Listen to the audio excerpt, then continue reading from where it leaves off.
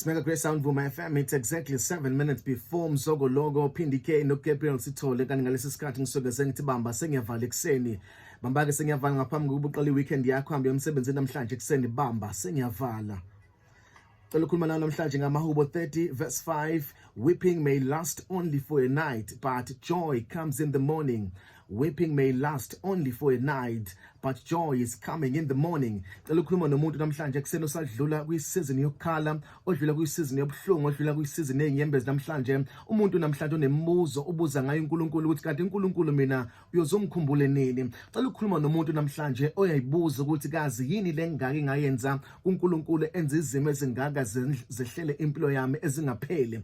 Ufuna ukukhuluma nawe namhlanje ngikutshela ukuthi weeping may last only for a night, but joy is coming in the morning. Njalo uma uyithola usesikhathini sobumnyama noma usesikhathini sokubhekana nezimo ezithile empilweni yakho, usuke useyisizini yokuba sebusuku, but lethi iBhayibheli joy is coming in the morning. Ngiyacela ukungisiza uma usadlula ezimeni odlula kuzona, ungalingi ugive up, ungalingi uphusa ithawula, ungalingi uyeke ukukholwa uNkulunkulu ngoba usadlula ezimeni odlula kuzona. Ngiya-understand zibhlungu iqeda iculo, siqede nomthandazo enhlizweni, kodwa ithembe sinalo ukuthi uNkulunkulu ngeke asishiye ezimeni esidlula kuzona. uNkulunkulu ngeke asilibale osizini lwethu. Njalo uNkulunkulu uyayidala indlela ezimeni esibhekene nazo ukuze sikwazi ukuthi siphume. Nesakho isimo asikho permanent, nolwakho usizi ngeke ulihlale lunjalo kuze kube phakade, kodwa uNkulunkulu uhlelile ukuthi zonke izimo edlula kuzona zibe ne-expiry date. Khona isikhathi esizofika sokuthi isimo sakho sidlule. Yingakho uma ufunda incwadi kaMshumeli chapter 3 lithi konke kunesikhathi sakho ngaphansi komthunzi welanga.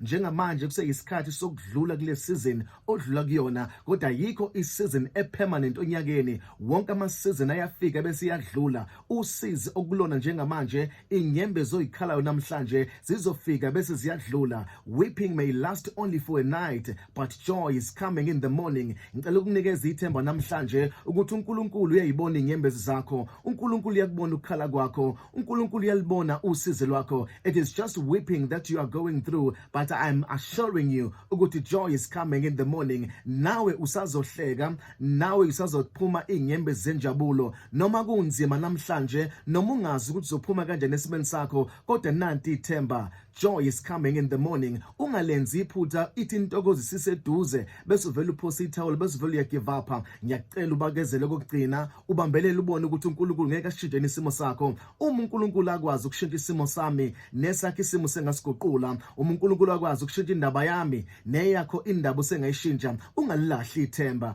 ungaliphosi ithawula. Kusekhona okungcono kusengavela empilweni yakho. Ukhona okuhle uNkulunkulu akafuna ukuveza empilweni yakho. Engalithi izwi lakho namacebo amahle ngathi amacebo okusiphumelelisa. Noma unganzima namhlanje, kodwa uNkulunkulu ngiyamazi ukuthi uyayidala indlela kaSihlongo Sibi, futhi uyabathatha abaphansi bayise phezulu. Uyayithatha nento engelutho ayithintithe ayenze ihlale namakhosi. Usekwesikhashana nje udlule kulolu sizi, usekwesikhashana ukhalela izo nyembezi, kodwa khona into engcono uNkulunkulu akazoyenza. Uzoyidala indlela yokuphuma esimeni sakho. Ngiyakuthembisa amazulu awakhohliwe, amazulu awakulibalile, kodwa khona into amazulu ayihlelayo. Weeping may last only for a night, but joy is coming in the morning. Yabona mawusadlula ebusuku ubone ngathi amazulu akuflathele, ubona ngathi bonke abantu abakufune. It is just the night that you are going through, but ubusuku buzo-introduce the next day. Kusho ukuthi izimo odlula kuzona namhlanje zizo-introduce the next level, the next dimension, the new grace empilweni yakho. Ungalahleki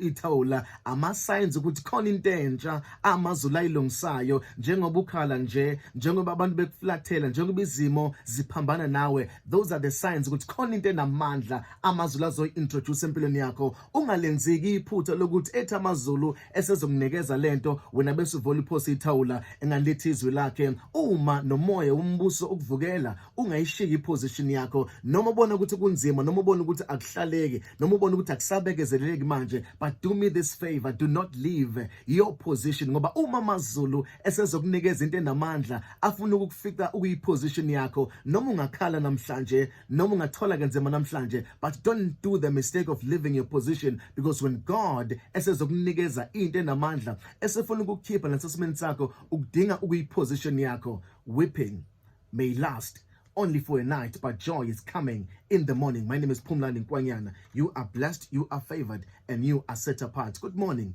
Mega Grace Nation.